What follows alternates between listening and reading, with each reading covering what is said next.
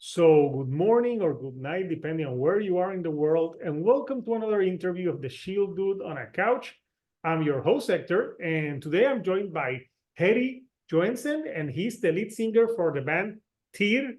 They're a Viking metal band from the Faroe Islands, and we're here to talk about their new album that's coming out on April 12th through Metal Blade Records.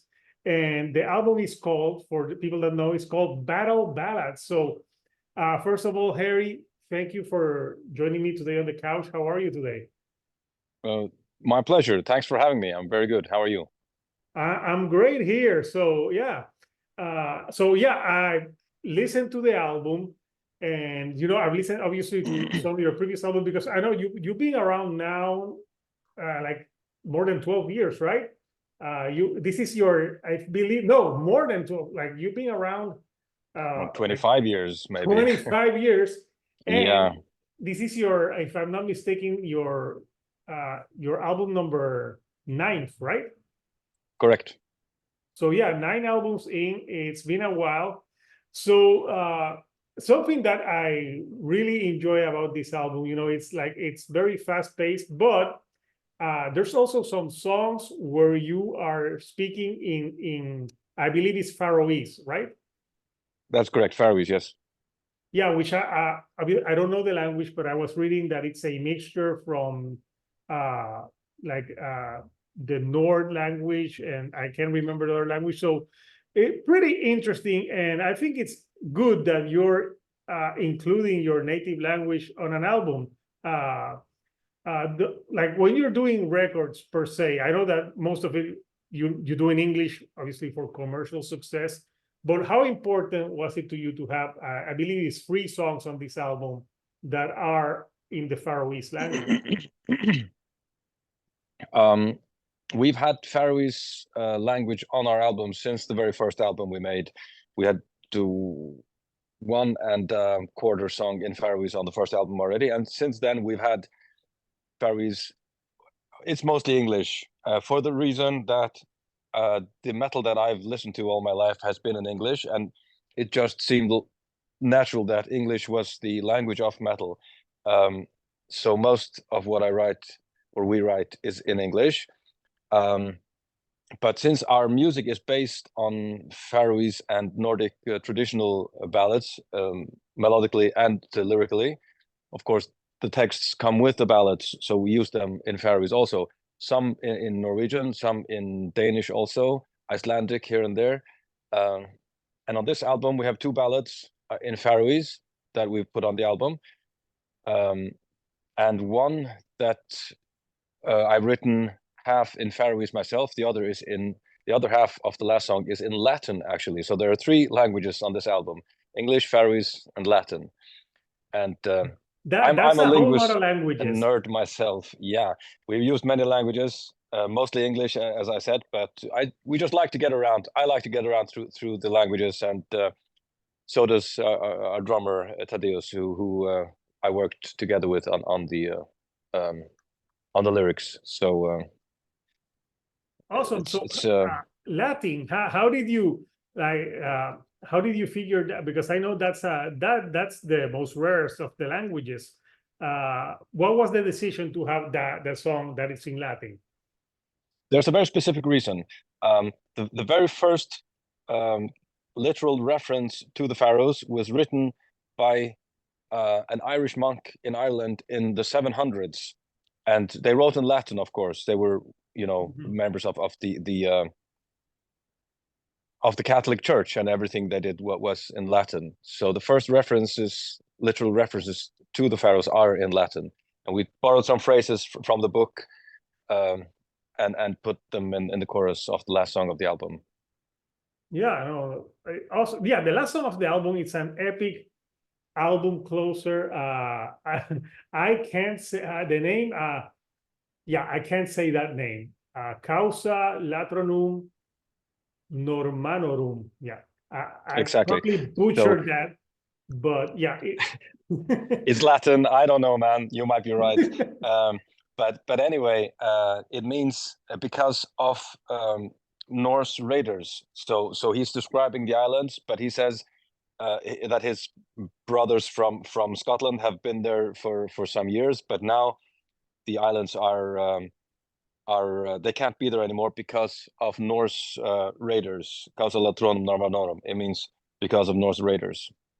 Okay, awesome. So, you've been doing this for so long, and something that you wanted to do for this album. I know that in 2000, you did an album that it was with some orchestration, like a live album with some orchestration. And I obviously read that you love classical music and orchestral music, but it's not as easy to get with the band schedule, the band with the live orchestral sound. So you did the record, and then you sent the record to another producer who actually included the orchestration, and then you had another producer do the final mix to add more sounds there. So talk a little bit about that process. Yeah, I'd worked with Lars Winter. He's a Danish guy, lives in London. I worked with him before on a different project that I did between this album and Hill, the last Tear album. We sent him, we decided before we started to put orchestrations on this album. Maybe I should start with the beginning of that. We played live show together with the Symphony Orchestra of the Faroe Islands. And so we've tried the real thing, to set up a real symphony orchestra, and it's extremely time consuming and expensive.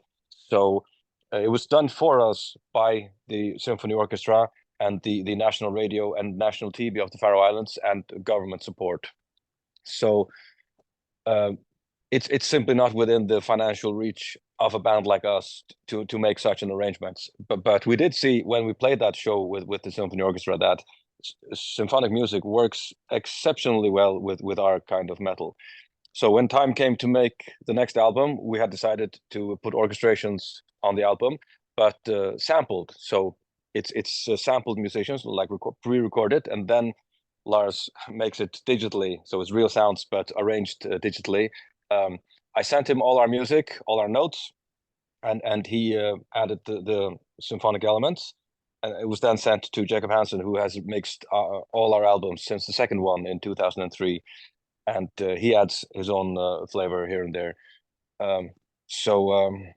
It's all guys we've worked together with before, and we have a very good working relationship with them. They're very easy to work with and extraordinarily professional. So we are pleased with the result, and we hope people will be too. No, it sounds, because I listened to the album, it sounds like they're right there. Like the mixing and the production, it doesn't sound like it was like added. It does sound like they're playing with you there. And yeah, I know doing like symphony and metal is expensive. Not everyone is Metallica. Exactly. They have that extra money to do it. But yeah, I think the first bands to do that I remember Scorpions did it. I think they did it first than Metallica, but I'm not sure. Yeah, but long before that, there was Deep Purple. I think they might have been the first hard rock or metal band, if you can call them metal, to do that. I'm not sure though, but they're certainly before Scorpions. Yeah, I believe so too. So yeah, the album, you covered a lot of the mythology. Like, how do you keep it fresh after 20 plus years of doing these types of album to get like new mythology and not repeat yourself? I know what you mean, but there's so much mythology and so much history and so much music to take from that is really not an issue that I ever come into. I never have the feeling I'm repeating myself or I have to rehash some subjects. There's more music than I can get through in a lifetime. There are more myths and legends and mythology than I can get through in my career, certainly. So that is not an issue that I have ever even had to think about. We started this because we love music, and I write the lyrics that I do because I like history and mythology, and there's just I don't need inspiration from anywhere. If I sit down and try to work, I get some work done, because I have, at any moment, I have more musical ideas and more conceptual and lyrical ideas than I know what to do with. So there's definitely enough material to draw from. I'm not going to run out anytime soon. Yeah, no, I'm sure there's many things and different stories to tell. So battle ballads. So when people hear the word ballads, obviously they think of like the ballads from the 80s, but these are different type of ballads. When I was listening to the album, I felt like these are like the hymns that you sing when you're ready to do a battle. Yeah, that is the thought behind it. So ballads here in the medieval sense, as in European songs and texts that whose roots disappear in the past. And battle here was originally thought as more of an internal struggle. It wasn't supposed to refer to literal explicit battle, but it might do now for political and contemporary reasons. When I came up with the name and started the whole project, my thoughts were on more of an internal battle against your own dark side. Yeah, no, it makes sense. And the album starts with the lead single, Hammered, and the song starts with the banging of like forging your sword, which I thought that's a great way to open an album, because it gets you pumped, and it's a very high-paced song. And something that I was listening on this album, you try to, I think I read that you incorporated more clean singing this time than some of the previous material, or like would you say that was a conscious decision, maybe to have the album be, I wouldn't say accessible because it's a metal album, but to have that appeal that someone that maybe is not that well versed in metal could enjoy this? There is some clean singing, especially in the low parts, with the ballad Torstensdötter there, for example, and with the verses in many of the songs where I sing at a relatively low pitch, and those vocals turn out quite clean. There's a tiny bit of extreme vocals in this album, 4 words maybe, so there are just a tiny bit, and yeah. Whereas on the last album, I did half a song with extreme vocals. It works for specific things, but this album just turned out very melodic and like classically clean. And I'm not sure I thought about it consciously to begin with. If I had encountered anything in the making of this album that I thought would justify extreme vocals, I probably would have done that.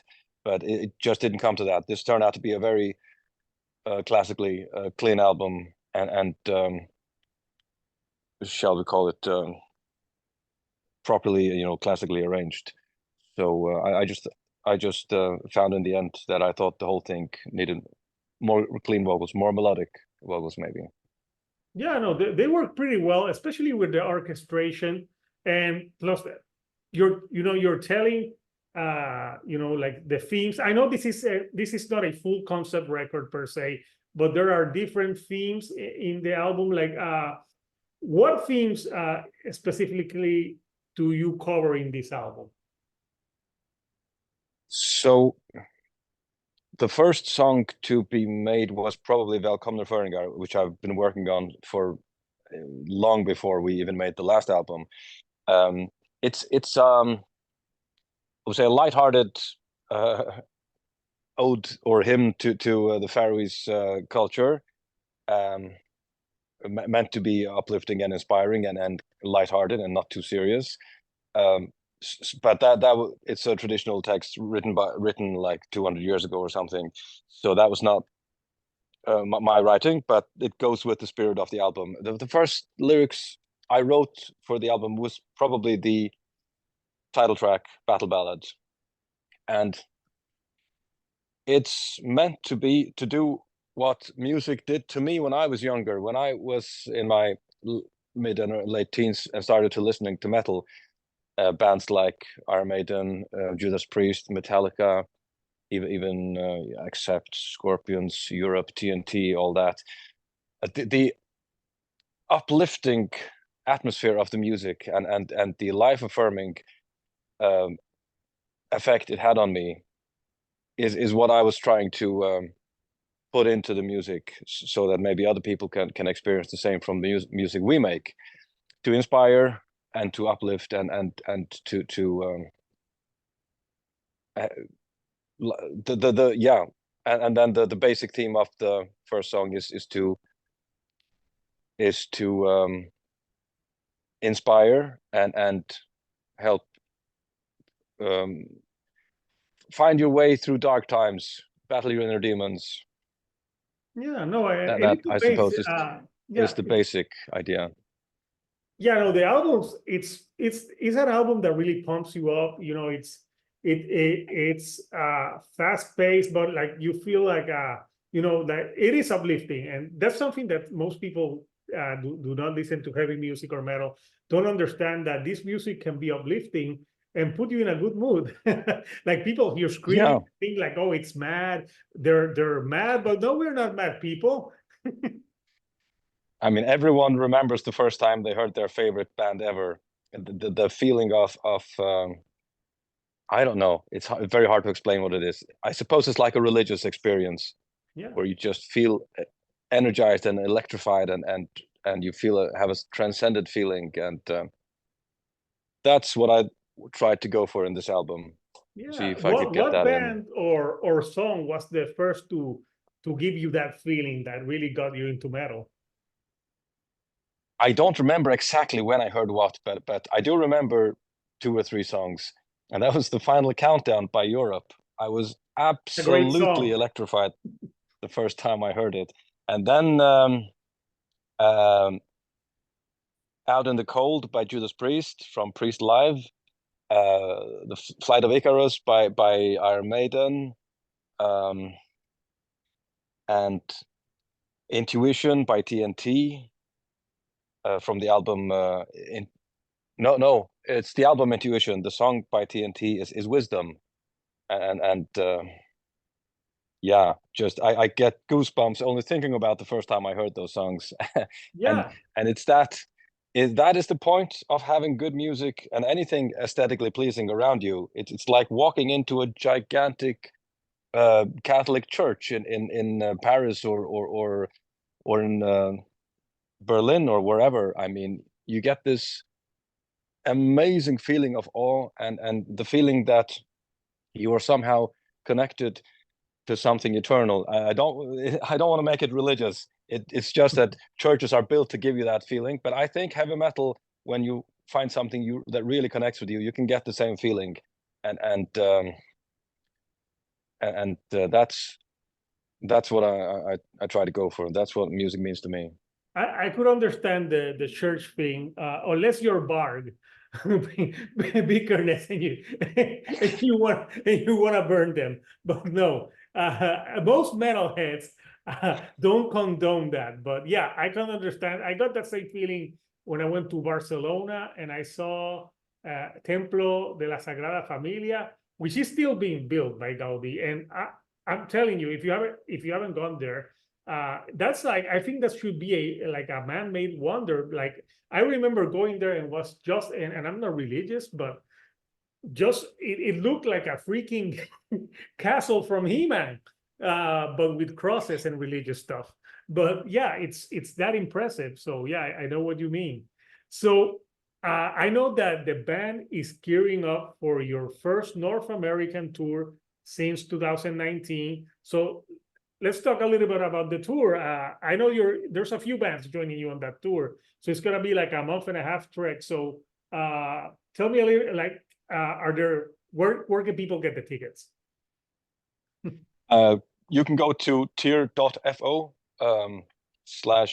/shows, and there are links to all the shows and ticket links. We'll be on tour with the Norwegian band, our good friends Trollfest, and the American bands Æther and the Dread Crew of Oddwood, believe it or not. I'm Yeah, very and excited I to think see they put those bands. the Dread Crew of Oddwood actually released an album today.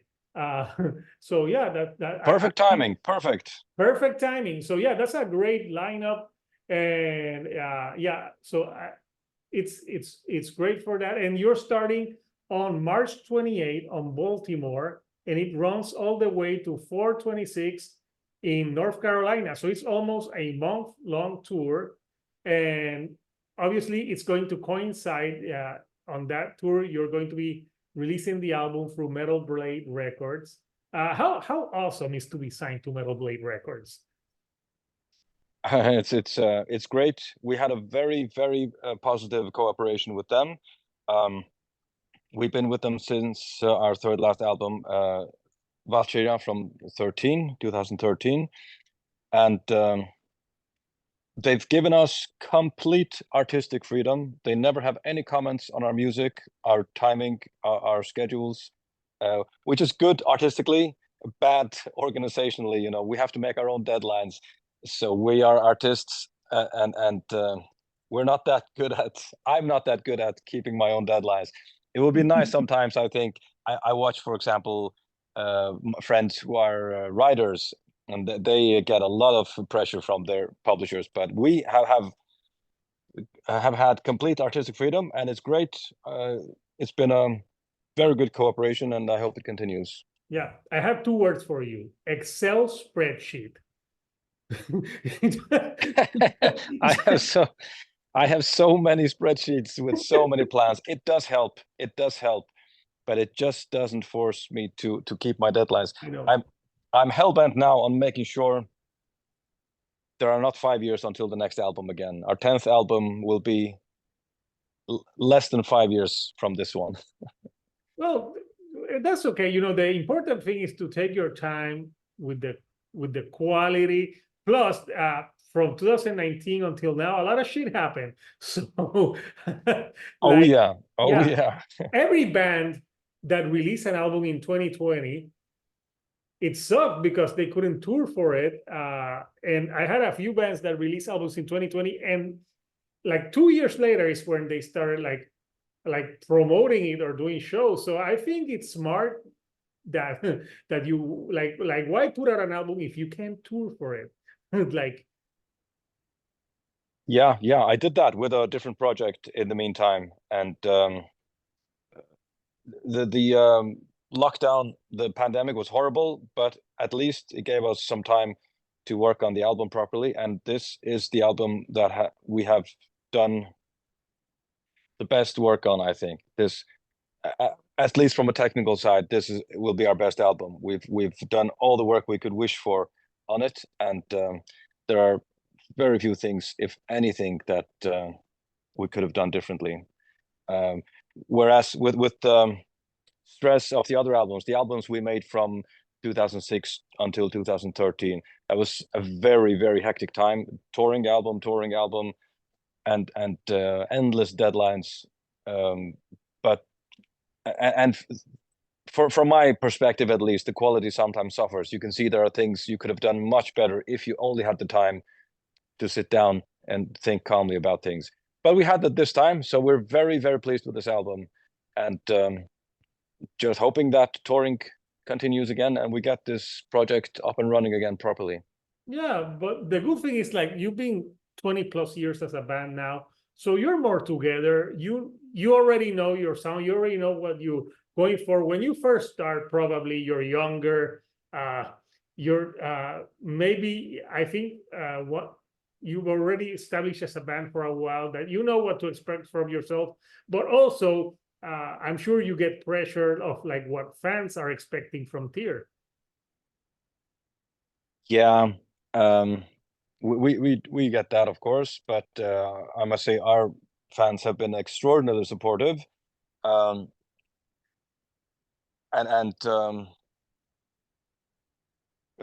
as for the timing, I mean, yeah, people ask, you know, when's the album going to come, but even with the 5 years between the last 3 albums, people have been mostly positive and supportive.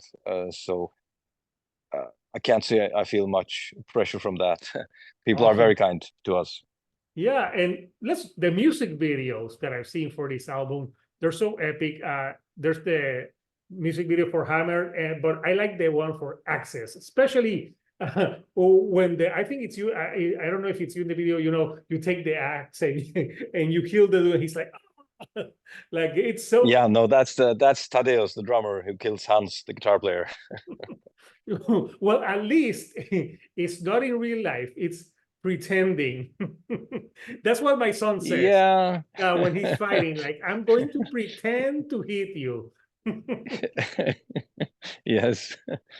Yeah, plus living in the Faroe Islands, you have the perfect spot to shoot these music videos. Like other bands that other bands that wouldn't live in a place that has those beautiful sceneries, they would have to do something else. But it's so easy for you. You're already on location. So plus listening to the band, it really, I think I get a sense of like what the Faroe Islands are about. I've heard of the islands, and I know I'm actually talking to Hamford, I think, another band from there next week. So yeah, I'm learning more about that island. It just looks so epic. I think they have filmed some scenes from movies there, right? Yeah. A few movies have come past. James Bond, his Dark Materials series, and some other movies have been. James Bond died here.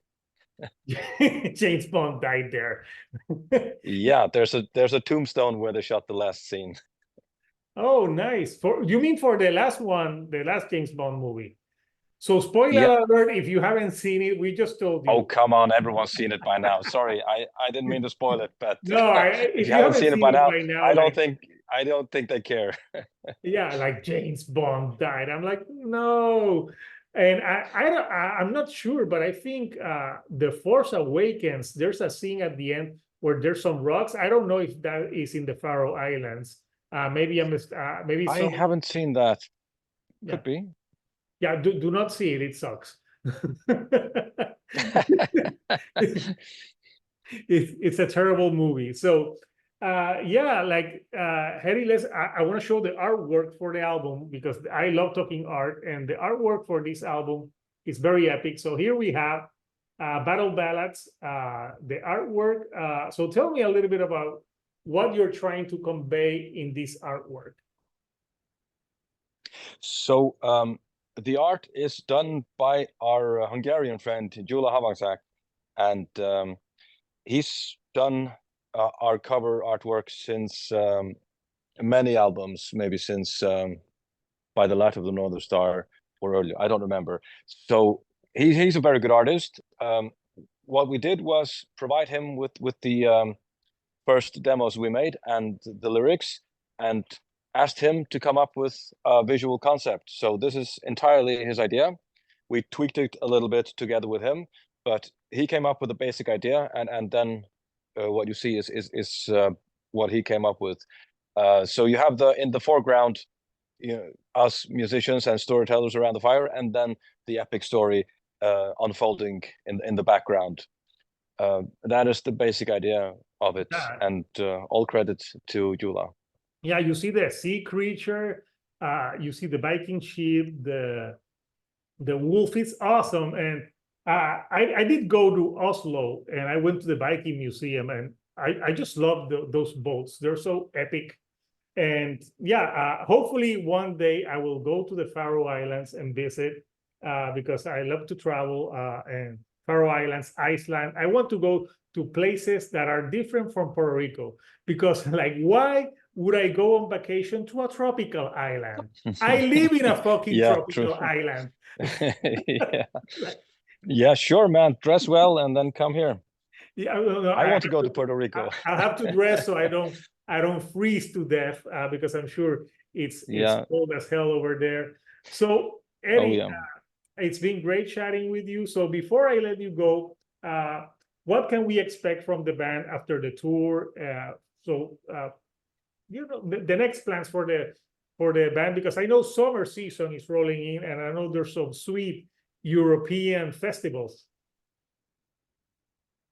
We have a few festivals lined up for Europe already, Leyendas del Rock and Malpaga in Italy, and some shows and festivals in the Faroes as well.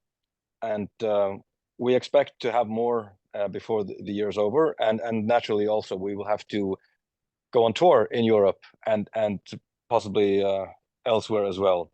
So our team is working on it. If people want to make sure they're up to date, then they can go to bandsintown.com/tier and track us there.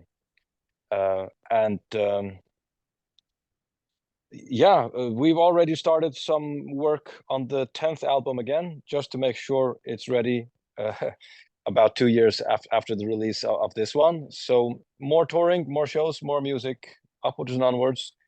Just getting this project back up and running.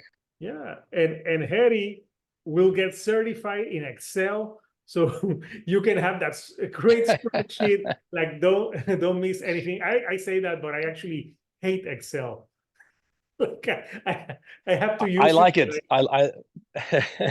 I especially like making it do automatic calculations, so that I just put in the numbers and it calculates everything by itself. Like how long is my deadline? By what time should I be done? But after all that, it doesn't really make me do the work any faster. Yeah, I imagine people, if they catch this interview late, they'll be like, "Are they talking about Excel?"